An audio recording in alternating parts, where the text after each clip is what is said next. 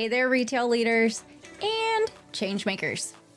Today's episode is going to be a little bit different because sometimes the biggest insights come from pretty much the most ordinary moments ever.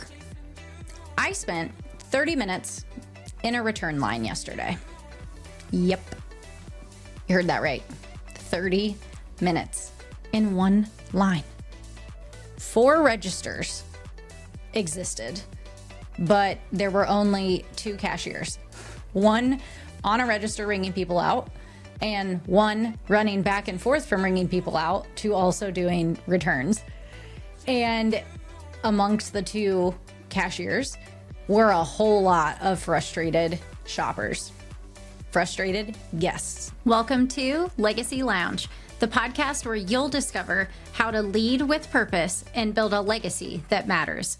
So if you're ready to step into your full potential, show up authentically for yourself and others, and create a lasting impact on the world, you're in the right place.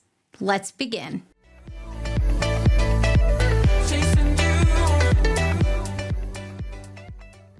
This episode is not about long lines or just frustrated guests. You know that every retail convention pretty much looks exactly the same. Executive blazers, PowerPoint presentations, the talk is all about the customer experience.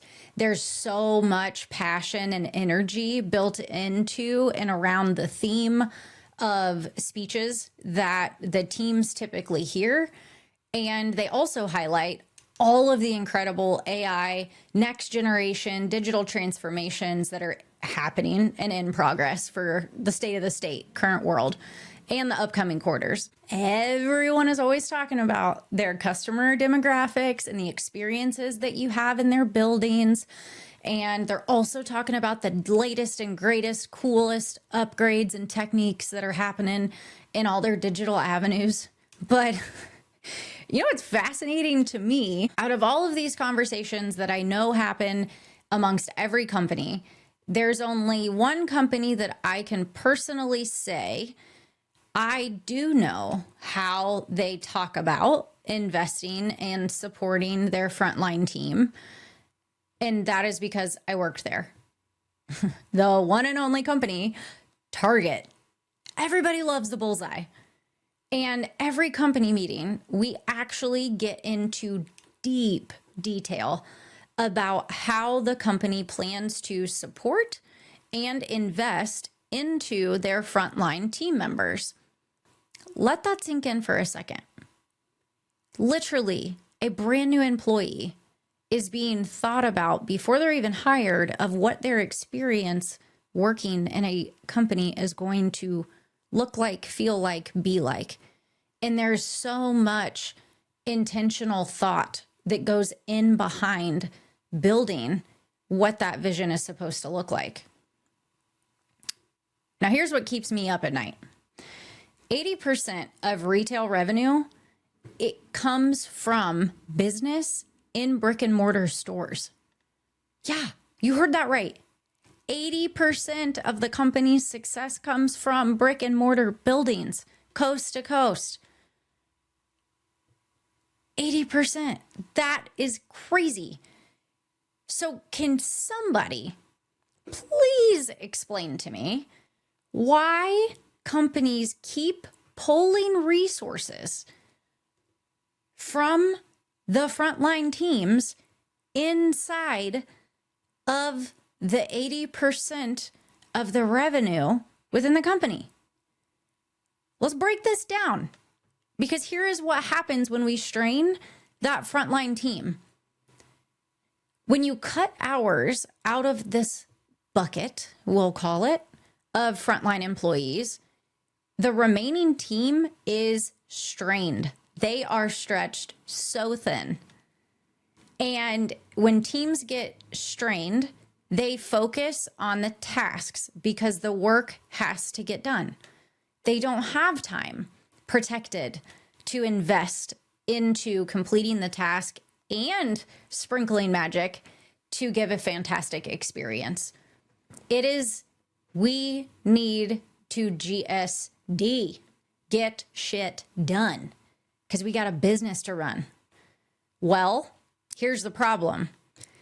When a team only focuses on tasks, what suffers? The customer experience.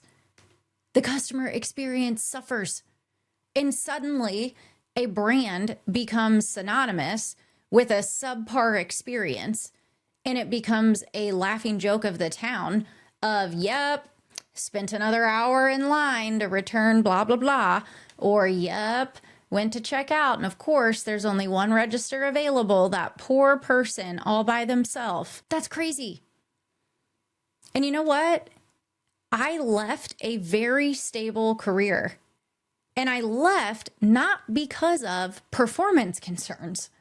I had no reason to worry about making the team.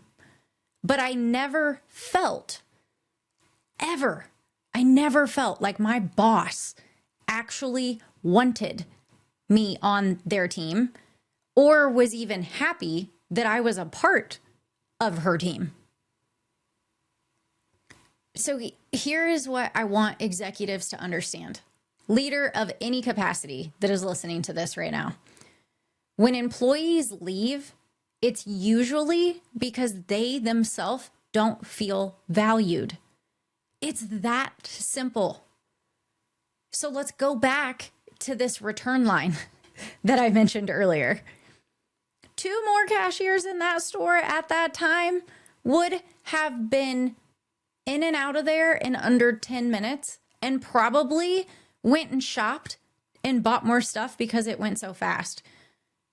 But because of not having the available employee there, we waited. Me and other frustrated guests who also probably would have went and spent more money. But here's the other thing that I noticed, and leaders, this is for you. Looking at the faces of the 2 team members who were working, you could read the morale on their face. They were broken. They were exhausted. They were overwhelmed. They were upset and frustrated. They were scared that they were probably going to get in trouble. And they were going physically as fast as they could, tripping over themselves because they were moving so fast. But there wasn't enough support to meet the demand of the guest that was in the building at the same time. The math isn't complicated. Better staffing equals faster service. Faster service equals happier customers. Happier customers mean more sales, and more sales mean better business. So here is my challenge to every retail leader that's listening out there. The next time that you're in that boardroom meeting surrounded by blazers and high heels and hot coffee and fresh water, and you're discussing the customer experience, don't forget to ask yourself and to bring the discussion point up to the larger team. Are we actually supporting the people that are creating this experience in the right way? Because right now in stores across the country, your answer is showing, and it is not showing in a way that you thought it would.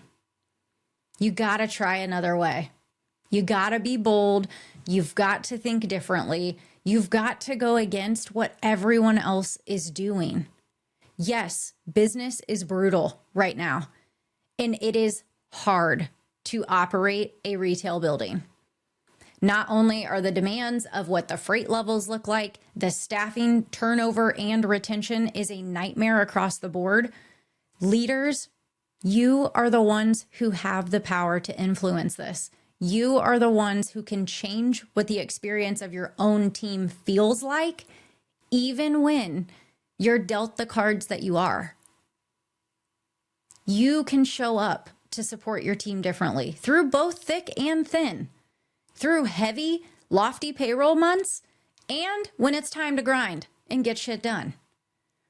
Remember that it's not that no one wants to work.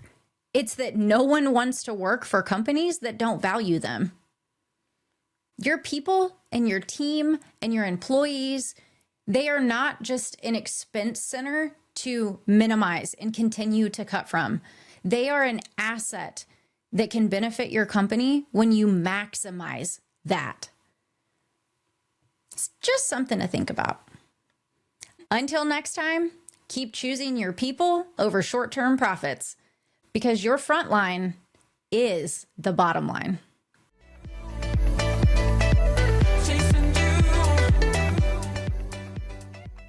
That's it for this episode of Legacy Lounge, a podcast dedicated to empowering you to lead with purpose. Remember, leadership begins with you. When you're connected to your values, strengths, and authentic self, you show up powerfully for your team, businesses, and everyone you lead. To authentically lead others, you must first lead yourself. I challenge you to consider, how are you investing in your personal growth to create a legacy that you envision? Thank you for joining me in the Legacy Lounge. If this episode sparked any thoughts or inspired action, I'd love to hear from you. I'm your host, Brin'na Rollins-Williams. Connect with me on LinkedIn or other socials, and let's continue the conversation. Remember, your legacy is built one intentional step at a time.